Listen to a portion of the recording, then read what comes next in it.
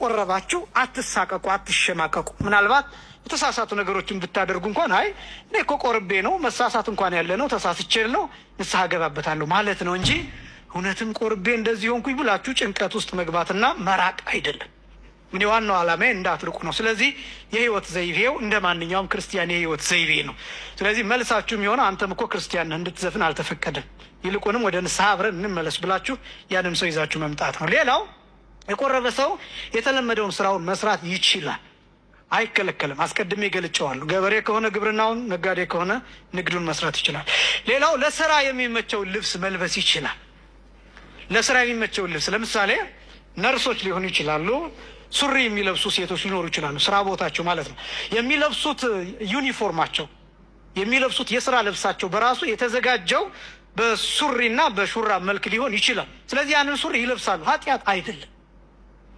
ኃጢአት የሚሆነው አንዲት ሴት ለማሰናከል ብላ ሆን ብላ አካሏን የሚያሳይ የሰውነቷን ቅርጽ የሚገልጥ ወንድ እንድትስብ ብላ ለዝሙት ሀሳብ ለዝሙት ዓላማ ብላ ይህንን ለብሳ ስትወጣ ያን ጊዜ ነው ኃጢአት የሚሆነው እንጂ አንዲት ሴት በስራ ምክንያት ብቻ የግዴታ ለምሳሌ ባንክ ቤት የምትሰራ ልትሆን ትችላለች፣ የበረራ አስተናጋጅ ልትሆን ትችላለች፣ የሆቴል አስተናጋጅ ልትሆን ትችላለች፣ የማርኬቲንግ ሰራተኛ፣ የሽያጭ ሰራተኛ እንደዚህ ሊሆኑ ይችላል። አለባበሳቸውን የሚወስንላቸው ድርጅቱ ነው።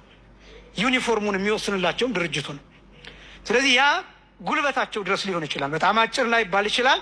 እንደዚህ ስለሆነ አጭር ቀሚስ ለበስኩኝ ብላ መጨነቅ አይጠበቅባትም። ሱሪ ከሆነ የሚለብሱትን ሱሪ ለበስኩኝ ብላ አትጨነቅ የቆረበች ሴት። ስለዚህ የሚመደብላትም ተማሪው ተምሮ ትምህርት ቤት ሲሄድ የትምህርት ቤቱን ዩኒፎርም ለብሶ ሊሄድ ይችላል። የትምህርት ቤቱ ሕግ ሱሪ ሊሆን ይችላል። ሱሪዋን ለብሳ ልትሄድ ትችላለች። ሰውነቷን የማያሰናክል አግባብ ያለው ስርዓት ያለው ለሌላ ሰው ትኩረት የማይስብ ይሁን እንጂ ያንን ማድረግ ኃጢአት አይደለም። ስለዚህ ሰው የተለመደውን ስራውን መስራት ይችላል። በማግስቱ በቆረበ በማግስቱ በጠዋት ተነስቶ ትምህርት ቤት ስራ ቦታ በሚፈቅደው መሄድ ይችላል። ብቻ ሰዎችን የሚጎዳ ስራ እንዳይሰራ፣ የሌባ ተባባሪ እንዳንሆን። አሁን እንደዚህ ሲባል ችግሩ አሁን ስራ ሲባል ሁሉም ስራ ይሆናል። የሀንግ መምታትም እንደ ስራ ነው የሚቆጠረው አሁን ላይ እና ስለዚህ ስራ ከሆነ ስራ ነው ብላችሁ በዛ እንዳትሰማሩ አደራ ለማለት ነው። እሱ አይፈቀድም። ስለዚህ ይሄ ሰው የማይጎዳ የማህበረሰብ ግንባታ ስራዎች ላይ ግን መሳተፍ ይቻላል፣ ስራው በሚፈቅደው ማለት ነው። ስለዚህ ለስራ የሚመቸውን ልብስ መልበስ ይቻላል። ሌላው ራሱን በአለባበስም በአመጋገብም መጠበቅ ይችላል። አሁን ራስን መጠበቅ ማለት ፕሮቶኮልን የጠበቁ አለባበሶች ይኖራሉ። የግድ አሁን እኛ የተረዳንበት መንገድ አጭር ቀሚስ፣ የተቀደደ ሱሪ፣ አካል የሚያሳይ ከደረት በላይ እርቃንን የሚያሳዩ እነዚህን ልብሶች እንደ ስልጣኔ ቆጥረናቸው እንደዚህ ስለተቀበልናቸው እንጂ ፕሮቶኮል የሚባለው እሱ አይደለም። እውነት ለመናገር እንደዚህ የሚያደርጉ ሰዎች አሁን በአንዳንድ የስራ ቦታዎች እንደ ዲሲፕሊን ይያዝና ሊባረሩ ሁሉ ይችላሉ። ተደጋጋሚ አንዳንድ መስሪያ ቤቶች እንደዛ ነው። ለምሳሌ አንዲት ሴት ከደረቷ በላይ ያለውን አካል ገልጣ ብትሄድ ማስጠንቀቂያ ይሰጣታል። ቀጥሎ ግን ከስራ ልትባረር ልትቀነስ ሁሉ ትችላለች። እንደዚህ ከሆነ መስሪያ ቤቶች ይህ ህግ ካላቸው እኛ እንዴት ይህንን መንፈሳዊ ሆነን ማክበር ያቅተናል?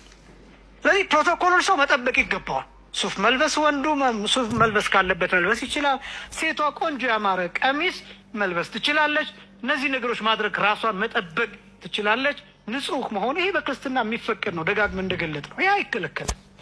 የሚያሰናክሉ ልብሶችና አካልን የሚያራቁቱ ይህ ውርደት ያለው የማህበረሰብን ባህል ያልጠበቀ ዝቅጠት ያለው እንደዚህ አይነት ነገሮች ግን ቆረብንም አልቆረብንም ክርስቲያን እንደመሆናችን ይከለከላል። ስለዚህ በአለባበስም በአመጋገብ መጠበቅ ይችላል። በአመጋገብ የሚለውን መጥቀስ ያስፈለገው ለምንድን ነው? አንዳንድ ሰው እንደ ቆርብ ያለው ይህን እንዴት እበላለሁ የሚል ሰው ሊኖር ይችላል። በመጽሐፍ ሕግ የተከለከሉ የተፈቀዱ አሉ። ለምሳሌ ስጋን በተመለከተ የማይከለከሉ አሉ፣ የሚፈቀዱ ደግሞ አሉ። የሚፈቀዱ የማይፈቀዱ አሉ። እነሱን እንደ ክርስቲያን ያን ሕግ መከተል እንጂ ቆርብ ያለሁ ብሎ ምንም ራስን ከሌላ ምግብ መጠበቅ የሚፈቀድ አይደለም። ግን ለትህርምት ግን ይሄን አልበላም እቀንሳለሁ የሚል ሰው ካለ መልካም። ለምሳሌ በበዓል ሀምሳኔ ስጋ አልበላም ግን ጾሙን እንዳልሽረው ጠዋት ጥሬ እበላለሁ ቆሎ በልቼ ውላለሁ የሚል ሰው ካለ ይችላል። ነገር ግን አይከለከልም። ስለ ቆረብክ ስጋ እንዳትበላ ጥሬ እንዳትበላ የሚል ህግ የለም።